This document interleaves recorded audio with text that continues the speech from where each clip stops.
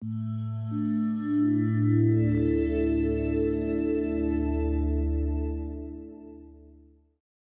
everyone, I'm Ashley Sansavery. I'm also another registered dietitian here at the food bank. So I'm very excited to do this class with you guys. This is my first chef kind of style class, so we're all going to be learning and everything like that together. But I know you guys are pros because you guys have done this a few times, right? All right. Well, for today, in today's lesson, we're going to be talking a little bit about mental health and wellness. Which is really exciting, so I feel like it's a perfect time of the year to talk about it, just because of all the holidays, and we're going into the new year, and what better topic, right? So today we're going to talk about various factors that affect mental health, as well as the strong connection between the gut microbiome and the emotional well-being that kind of intermingle with each other as well. And then we're going to get to the best part, which is our recipe. So we're going to be doing 2 recipes today. One I'm really going to solely be doing, but you all will be able to taste test it. And then we're going to be doing a salad. And I heard that you guys love Brussels sprouts. So we're going to do a little bit of Brussels sprouts today. And we're going to have kale in it. And it's going to be a really great salad. Especially my family, we love to do Christmas salads. And you can take this how far you want to take it. And it's just a really good base salad. And the dressing is amazing. So we're going to be doing that. And then we also have our roasted butternut squash soup. And it does have an apple in it as well. That I'm currently roasting, but I will show you how to cut into it. I did give you a packet of recipes, and it gets a little, I'm sorry, the printer got a little weird. But, so the first butternut squash soup is the one that we're doing today. And then I gave you another recipe that if you wanted to buy it pre-cut, that's the recipe for the pre-cut as well. Because sometimes these can be a little bit hard to cut into, especially if you have a dull knife at home. And then, of course, we have our sweet kale salad recipe in there as well. Okay. So to start off, before we get into cutting, what does anyone think that mental health means? It can mean so many things, and I just want to hear your opinions on what it means. Yeah? Okay. So for mental, for me means kind of like mind over matter. Okay. Yeah. You know, if you constantly, stress and worry about things. So just trying to make sure that everything you're doing, not trying to sweat the small things. That's the one thing that breast cancer did teach me. Don't sweat the small stuff. Things are not that serious. Yes. Even though you still do. Yeah. But, That's amazing.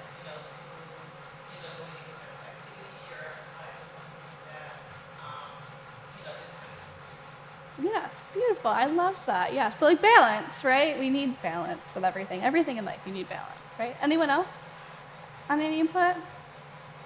No, we're good. All right. So, well, the WHO definition states that a state of well-being, so mental health is a state of well-being, right?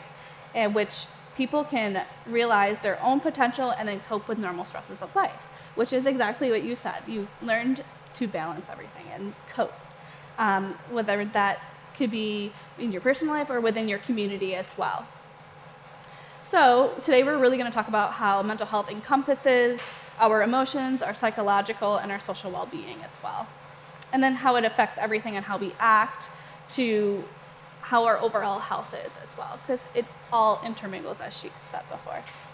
So what do we think, how do we think mental health affects our own life? Like, how do we think that affects?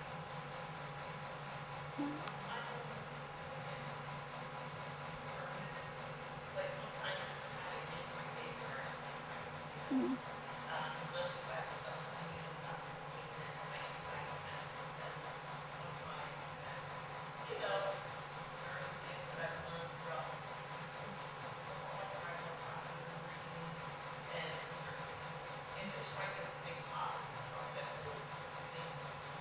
Right.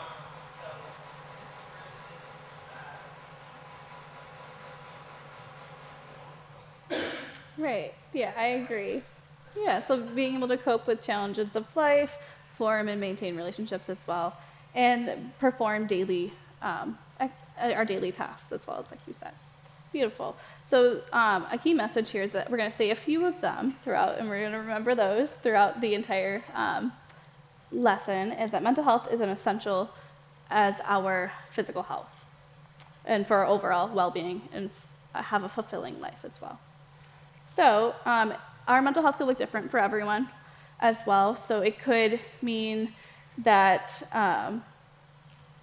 one person might react a different way to a certain situation. It depends on how we are as a person. So it's important to understand that poor mental health is not anyone's fault, and it's okay to seek help when signs arise as well. So common causes of poor mental health are like our life events, maybe our work, maybe we don't have great work-life balance, maybe that's catching up to us with stress. Our environmental factors as well, where we live, the community that we are surrounded by as well can be a factor in it, and substance use. Substance use does affect our brain as well, which can change our moods and our behaviors. So I love it when people say good or bad, because do we think as a group we should be saying things are good or bad, or should we be stating that like everything is different and something that might be good for you might be bad for you, right? I've said that kind of weirdly, but hope we all could.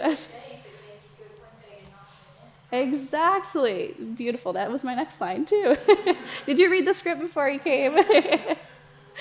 But okay, so how would we describe optimal mental health then? I know you've said it, but does anyone else have any key takes? There's no wrong answer here at all. I can give one. So like one big one is sense of purpose. When people have a sense of purpose in their life, their mental health can be really, I guess, optimal, as we like to say. How about anyone else? Anyone else have any inputs? Let's think what good mental health might look like, even for you in your personal life. Balance. Yes, I love that word. It's my favorite word. Beautiful. Yep. So then feeling engaged and having a positive outlook on life is a great indication of optimal mental health. But then again, when we see poor mental or moderate or poor mental health is when we see people having negative outlooks on life, and they're just, we've all encountered people that are just not having a good day, and it could vary as well. You could have a really positive day, and then you could have really negative the next day. Like you said, balance as well. So just being okay to talk about things as well is great, especially with anyone that's close to you, whether it's a close friend, family, or a healthcare provider that you just like to talk to as well. So it's important that someone's position on mental health is likely to change over time as well. So that's just a key little thing. So we're going to get started a little bit. Does anyone have any questions about any of that stuff? We'll continue to go over it a little bit, but I like to talk and do things at the same time too. Okay? So I'm going to check on the roasted squash right now. So what we're going to do to start off is we should probably put our gloves on if you want to use gloves. You're going to be eating this by yourself, so you don't have to put any gloves on if you not like to. But we're going to start off by unloading everything in our bowl here. So we have cabbage in here. We have two different types of cabbage, which are great. They're considered cruciferous vegetables because they have a cross in them as well. So these actually all vegetables that we're using today are considered those. So just unload everything from your bowl. You can put it on your placemat, or you can put it on the actual red tin, and I'm going to look at the oven really quick. Okay, so what we're going to do is we're going to take our oil, which you have several little tins right here, or cups, and we're going to take the smallest one that's not, so the one that's off your tray of oil, we're going to take, and then I would probably put your bowl in front of you as well of the kale. So we should have unloaded all the cabbage onto our red tray. Beautiful. Perfect. And then of course we have to massage the kale. Does anyone know why we massage kale? It makes it taste better. There we go. Yes. Have you tried it without massaging it before? Oh, it's horrible. Yes. Okay, well, now we don't have to taste test, but if you want to, you can try a piece if you haven't tried before, and just to really, because you can tell the difference. It's amazing what olive oil does to this. But, so we're just gonna put the oil in here, and then we're gonna massage it, of course, and get all of that oil in there. And one way to make sure that the oil is all in there is the color kind of changes a little bit. It gets a little bit more like vibrant green. That's the way you can tell. So, does anyone know what gut microbiome is? Has anyone ever heard of that term, gut microbiome? Yes, it is. Beautiful. So our gut microbiome actually does have a lot to do with our well-being. So our gut microbiome lives in our gut, obviously, and our gut is in our stomach area or our abdomen. And we have over or around trillions of living organisms that rely on us to survive. We also rely on them to do crucial things in our bodies, right? Just like every cell has a purpose, and everything in our body has a purpose as well. One of my biochem professors always said to us, the body makes perfect sense, and it truly does. So with that perspective of the trillion microorganisms that are living within our bodies, we have 10 times more of these helpful organisms than we do of actual human cells. Which is pretty crazy to think about, right?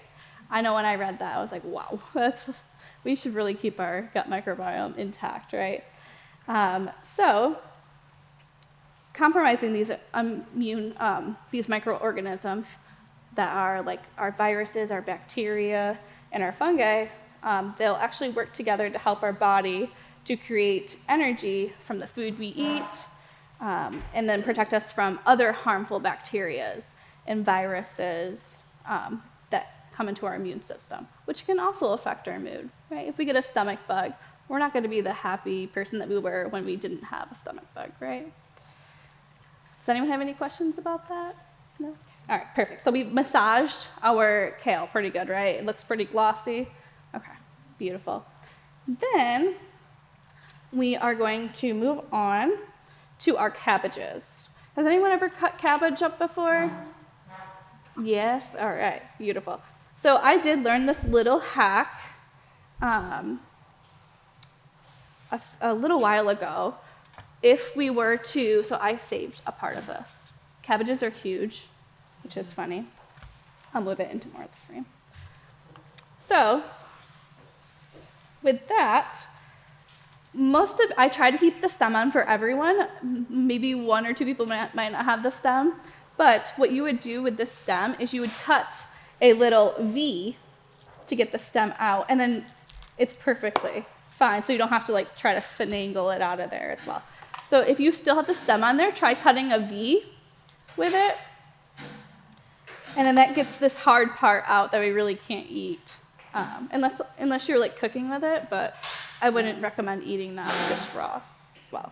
You go ahead and do that, and then we can cut up our cabbage just very slimly or thinly slices as well. And my favorite thing to do with this is to, of course, have our good knife safety with our claw and holding our knife properly, but just to really like graze the cabbage. So it might not seem like you're getting a lot, but it really thinly cuts it, if that makes any sense to you. So just thinly cut it.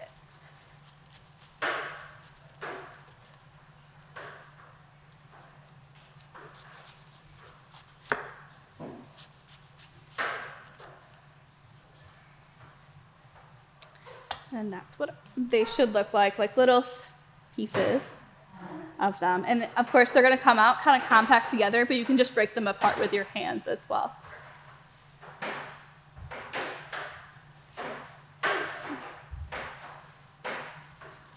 And then we can just add that to our bowl whenever we're finished. And the same thing with the green cabbage as well, we can do. Well, everyone is doing that. I'm really going to take the cabbage out now. Okay, so a little bit more about our gut microbiome while you guys are cutting. How might we feel? Well, let me backtrack a little bit.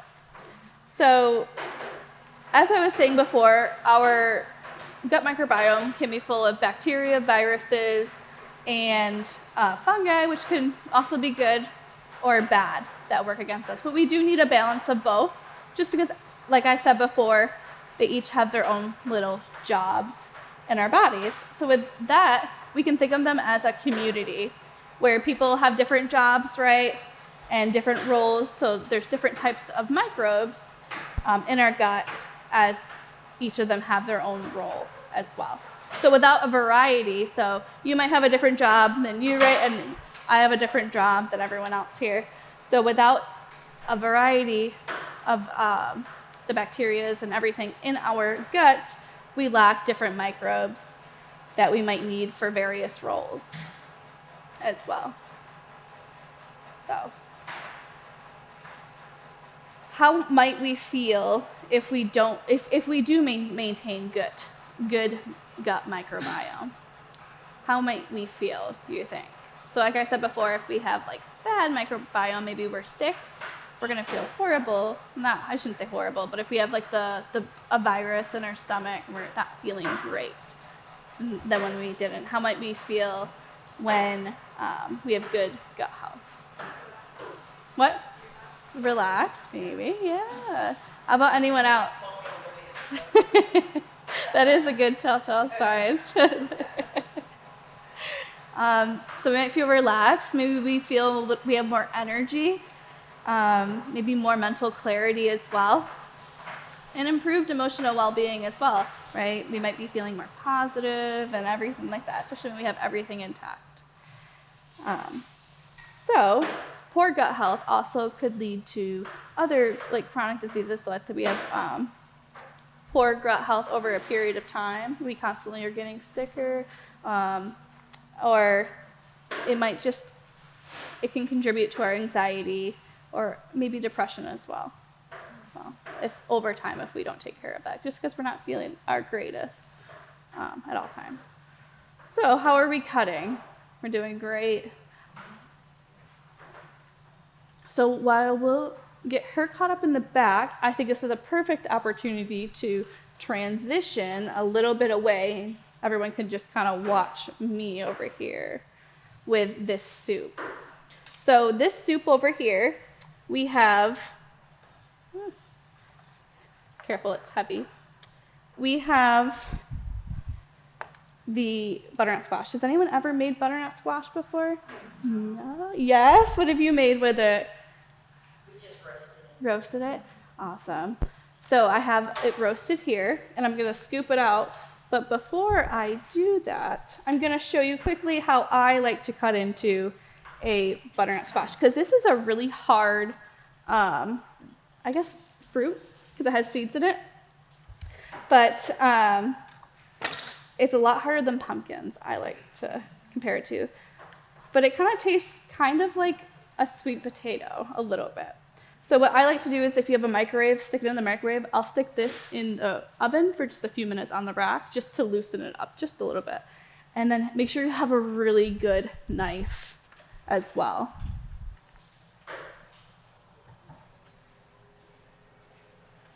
Because dull knives are not safe with this. But, so when we're roasting it with this soup, I like to keep the seeds in, and then I'll scoop them out right before, just because I feel like I can scoop it out a little bit better. But I have done it without these, like I've scooped the seeds out before.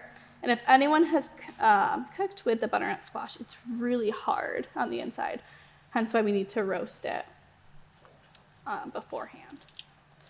But we're gonna get my bowl ready here. And I'm just gonna kind of scoop it. You can peel it right off too. It should, that's not gonna be helpful. It should, we can peel it off too if you'd like. I just kind of like to scoop it out. Takes a little bit.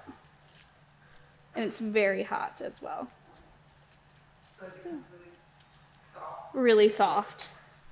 Yes. And if you want to at home, you can just put it right directly into your blender, because that's pretty much what we're going to do with it.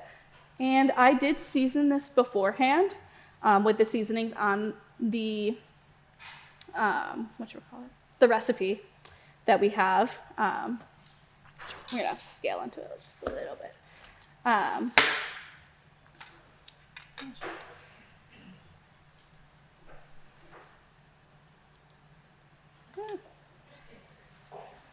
I had a better knife at home. Okay. So we're actually just going to cut around it. This is what I had. Sometimes it's easier just to cut around it as well.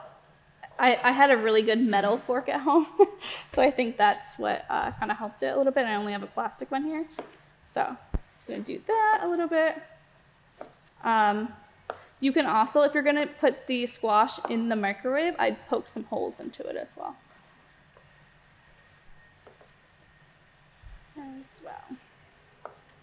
Just going to do that. And of course, we have our apple here as well. Oh, were you okay? And as you can see here, it's just the skin is pretty much just falling right off. Like I'm not even pushing or anything with the skin. But I put an onion. Oh, I put an onion here on here, and I just halved it kind of like this. You can see how it's kind of all mushy now, I guess you could say.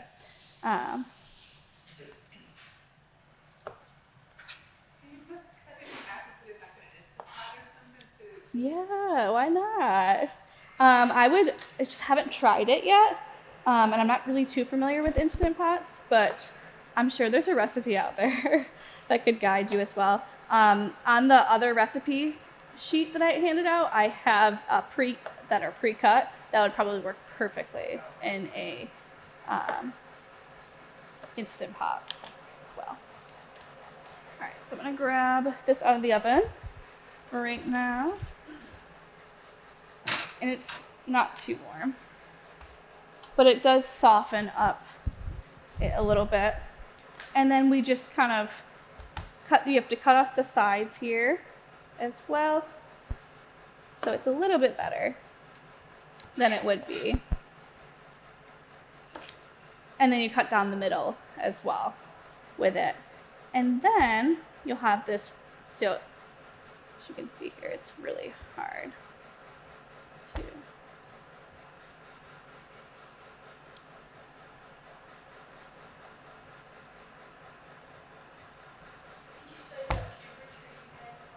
425. So it's 425 if you're roasting this, and I did this for about 45 minutes, the whole.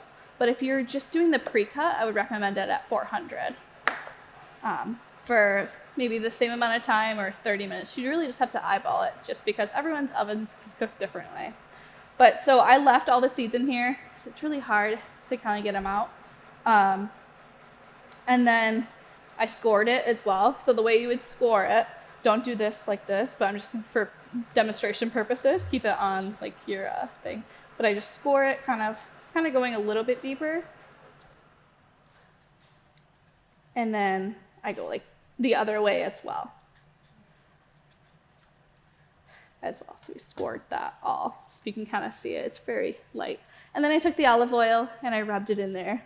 And I did all of the seasonings that I have listed there. So it's paprika, onion powder, garlic powder, a little bit of salt, pepper, and thyme as well. And I just really massaged it all in there and put it face down as well. I have never tried it face up. I just have always been told to keep it face down as well.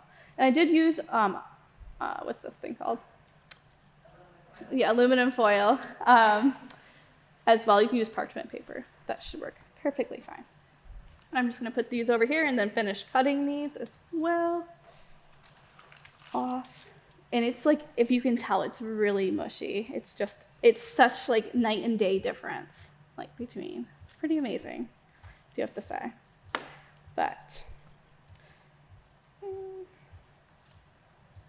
with that, and then everything is just gonna go into a blender here.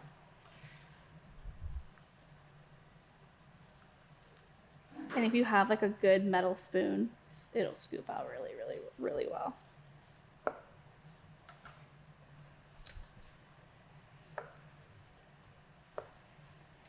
Okay.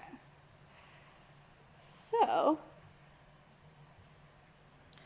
as I said before, our mental health contributes our good gut health contributes to our energy, less tired, as you said, and maybe our positive mood as well. But so how exactly do we think gut microbiome might affect our mental health? I know I've said this before. I just want to make sure we're paying attention. No? Okay. Give me 1 second. If it's not good, you might be cranky. Exactly. There we go. Let me just 1 second. All right. Perfect. All right. So now we're done with that, we're gonna take. So I already took off the plasticky kind of part, like the outer layer, and then yes, at the end. My words are gone. They've been gone for like a week, so. And then of course, so you can use I like using the peel. I think it has great taste to it as well. Of the apple, I should say. The apple. Roast the apple. You don't have to. I've also seen other recipes use honey crisp apple. I'm using a tart Granny Smith today. It just depends on how sweet you like it. This squash I know can be pretty sweet on itself, so it's really good. So let me just scoop all this. Oh no. Okay. There we go. Okay, and then I just used 1 apple too. It only took 1 apple. But of course, if you want it to be a little bit sweeter, you could probably use another apple. And the way that I cut the apple was just quartered. And this is the exact apple that I used as well. And put all of this into a bowl here. And then set this off to the side. Here. Okay. So, with our gut microbiome, we have a gut-brain axis, which is kind of like stimulated, I guess, by our vagus nerve, which runs from our abdomen all the way up to our brain. So, and this is how our gut bacteria really talks, I guess you could say, to our brain and allows for like the communication to occur. So let's say our gut really is like, oh, no, we have too many bacteria, like bad bacteria, not enough good bacteria, let's say, to outweigh each other. It's going to send a message up to our brains, which could create maybe some fatigue, as we've said before, and just relay that communication. So just imagine a telephone line that connects our gut and our brain and then allows them to talk to each other. And then that sends important messages as well. So our vagus nerve is our telephone as well. So have we ever felt butterflies in our stomach before when we're feeling nervous or maybe we're really, really happy or anything like that? Yeah. This is a perfect example of that connection. So the telephone with our vagus nerve, which is our vagus nerve, I should say, with our brain to our gut. And then that is how so that's a perfect example of how our gut impacts our mood, is the butterflies in our stomach. All right, so we're gonna blend this up, and I tested this blender out before just in case. Just put everything in here. And then we're gonna add our vegetable broth here as well, which we need about 2.5 cups of as well. So has anyone ever heard of the vagus nerve before? Mm-hmm. What have we heard about it?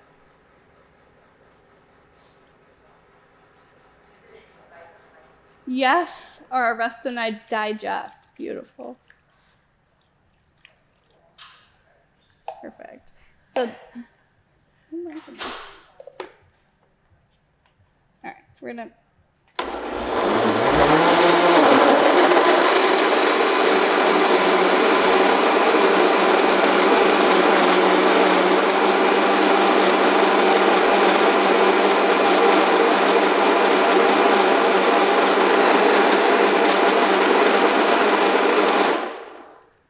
so since I already seasoned heavily with the butternut squash, we're only going to use a little bit of that seasoning. So in the recipe, it says that you'll have some left over. Just put the rest in there as well. So what that would look like is just the pepper, the garlic powder, onion powder as well. And thyme, of course. And if you wanted to, you can add cinnamon to it as well, and our paprika, of course, as well. But I like to top the cinnamon, so I'll let you do that at your own discretion if you'd like to. But I did bring some today as well. And then we'll just quickly blend that with the rest of the broth as well. So we need a half a cup more.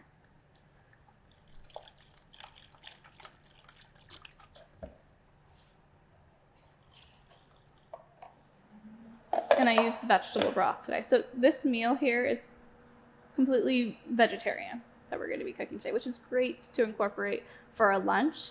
I know that the American Heart Association does recommend having like one meal a week or a day, if you can, to have plant-based as well.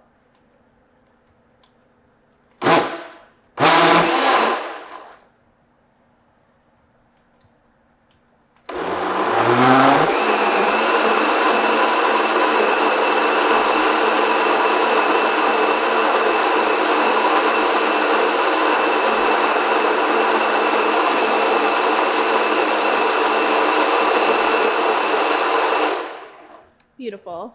And then if you wanted to, you could put it back on the stovetop where we're going to serve this immediately. So it's already very warm as well with that. So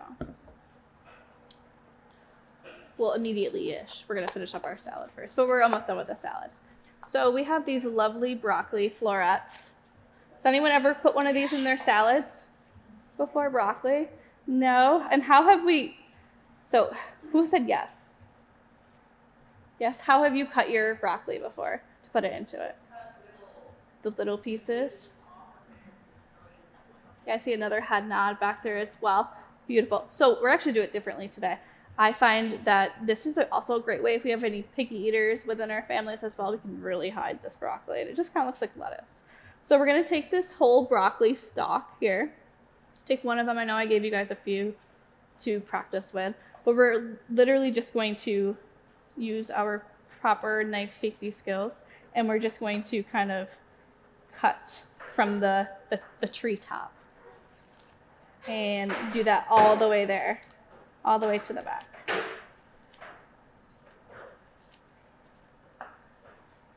And then that creates beautiful little pieces for our salad here as well.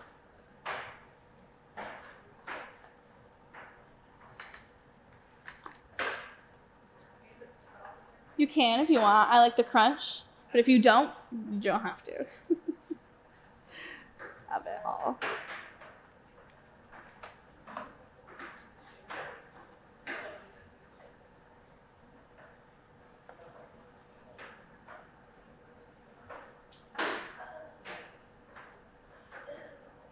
Now you can imagine these cabbages are huge and like everything. So you can imagine how much the salad actually makes. It makes so much too. So next time that you're thinking about maybe like a spring mix at Christmas, maybe add a little bit of cabbage in there and really just amplify it up a little bit more. But then once we're done with that, we're going to move on to our Brussels sprouts as well. So we're not going to cook the Brussels sprouts. We're just going to eat them raw. And how we're going to do that is essentially we're going to I like to hold on to like this back part, kind of like where the stem was of the Brussels sprout. And then really start from the head of it. So if we can all see me right here, the head of it, and just thinly slice it, kind of like how we did with the cabbage earlier. And then those will break apart as well.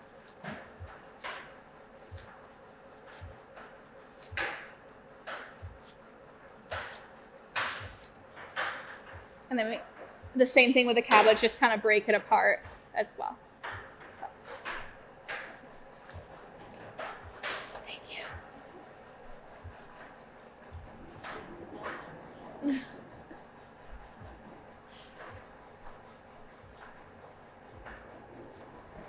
So we talked about the fight or flight as well with the gut microbiome. We also have our rest and digest as well, which is when we're in a calmer state. But the gut and the brain also communicate with each other through the release of hormones. Does anyone know what kind of hormones that the gut and the brain kind of communicate with? No? We have two specifically, which is our serotonin and our dopamine. Has anyone heard of those? Yes, all right, perfect.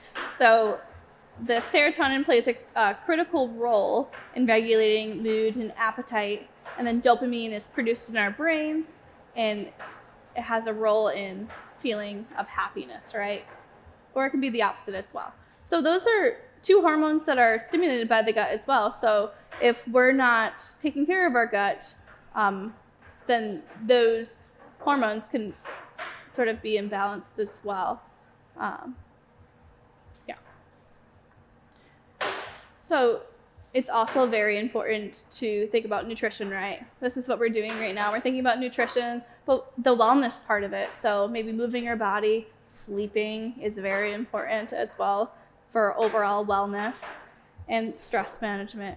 And of course, our community, so our social connection, are all lifestyle factors that we can control, and they greatly benefit our mental health as well.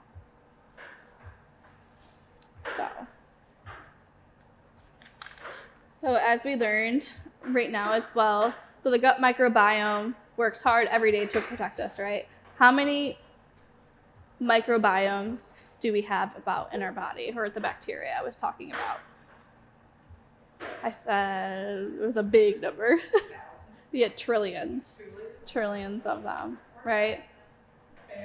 I'm sorry, I can't hear. Okay. Perfect. These salads are massive. Too funny. So then once we are done with chopping up all of our salads and everything, we're going to add our toppings, of course, right? Those are the most important. So we have our cranberries as well that we're going to add to the top. There we are. And our feta cheese. Well, we can put our feta cheese on last. I like to put the dressing with the feta cheese, like the feta cheese goes on first, and then I dump the dressing over it. But to each your own. If you want it on after or anything. So then we can put that all in there as well. And then we're going to make our dressing, which is all these mysterious little containers here. So you're going to see a container that has Dijon mustard in it and honey. We're going to mix those up really well together, which is going to look kind of like this. Yes. It's going to look like kind of like a blob in there. Yeah, perfect. I think you have it right there. I think it's right there off your tray. Let me see. That one. Okay. Yeah. And then we're going to mix the red wine vinegar as well, which is the little red container, together with that, and then stir it.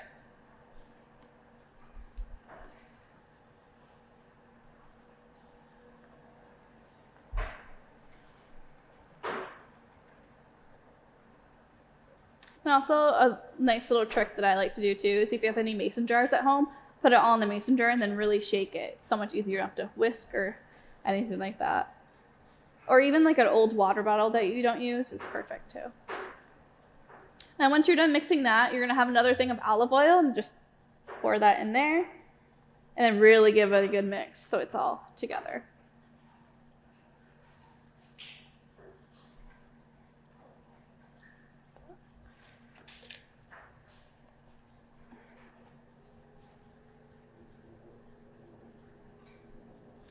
And then we have one more thing to do. You might be noticing that you have one more like whole foods left that we still need to cut up. So this is our shallot. Has anyone ever worked with shallots before? They are my favorite onion. They're so good. But they work really well with this salad here. And so we're gonna cut these up really, really, really, really finely. And I gave you guys perfect little pieces because you can kind of see that they're already a little bit separated, and we're just gonna finely cut it. So I'm gonna cut mine the way that I would cut yours.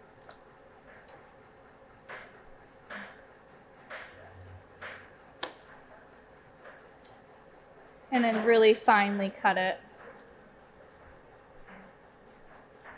Like almost like how we did with the cabbage as well. And same thing with our knife cutting skills. Make sure we're using our claw, and just if we can, make sure that the tip doesn't come off the cutting board as well is great as well.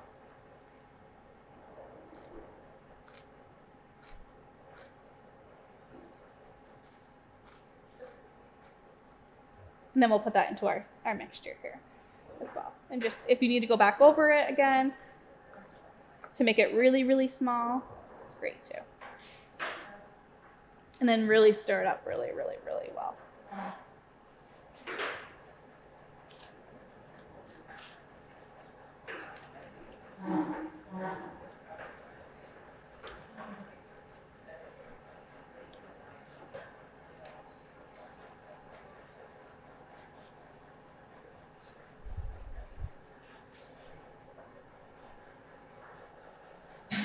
And then once we have that all stirred up really well, so the shallot should be going into your salad dressing.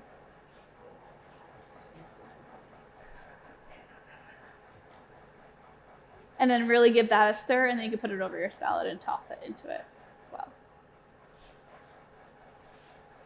Also, another thing too, if you wanted to in the beginning, so let's say you're doing this at home, you could do the kale with everything chopped up into it and then massage it in like that as well with the olive oil. You could do it with the dressing as well, that will, because it does have olive oil in it, it will break it down just a little bit.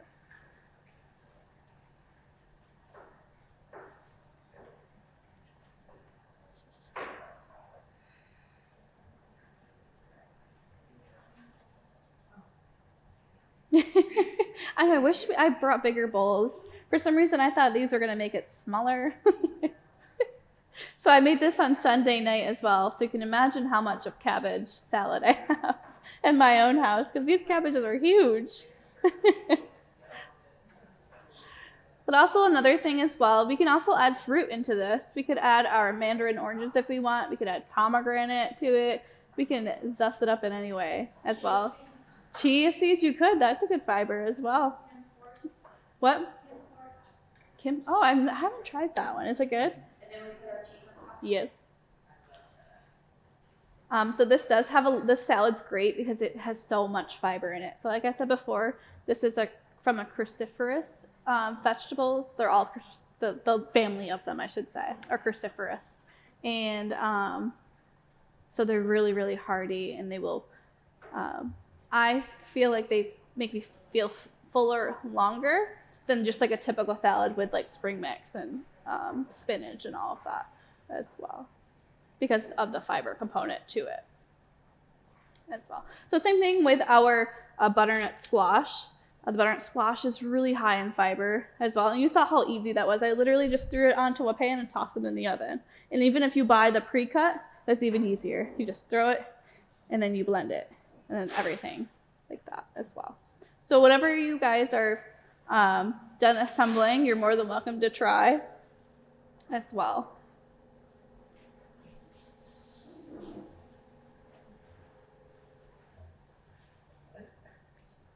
And also we might notice the color of our soup as well. So it's really vibrant color. We could also add Greek yogurt into it if you need a little bit more protein. It'll make it a little bit thicker as well. I've seen cottage cheese being added to it as well. Like I said before, I do have cinnamon here if you'd like to top it off with some cinnamon as well. You could add nutmeg as well too. That would be really good as well.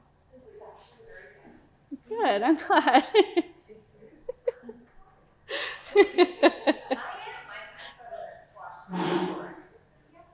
Oh, really? Oh, no. I'm glad. Thank you. Yeah, thank you. But yeah, so the beta carotene's a really important color. Has anyone ever heard of beta carotene in here before? Yeah, so it's a really good vitamin. So within this type of like plant-based, we call them provitamins as well, since the body has to synthesize it to make the vitamin A from this as well.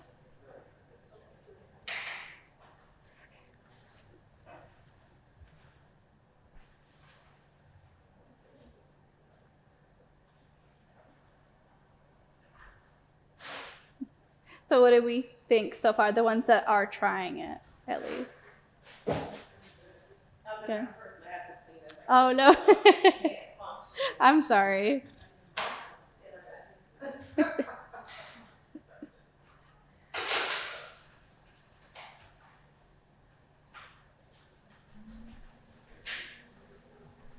And can you add nuts to this? Yes, I didn't do that just because you never know when someone has an allergy, so that's the only thing.